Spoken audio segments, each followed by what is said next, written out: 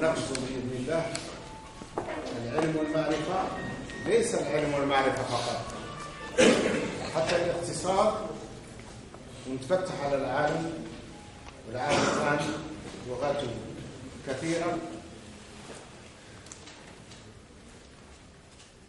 بعلمكم ولأول مرة دخلت العربية الأمم المتحدة اللغة الرسمية للأمم المتحدة هي العام من خلا بوتفليف.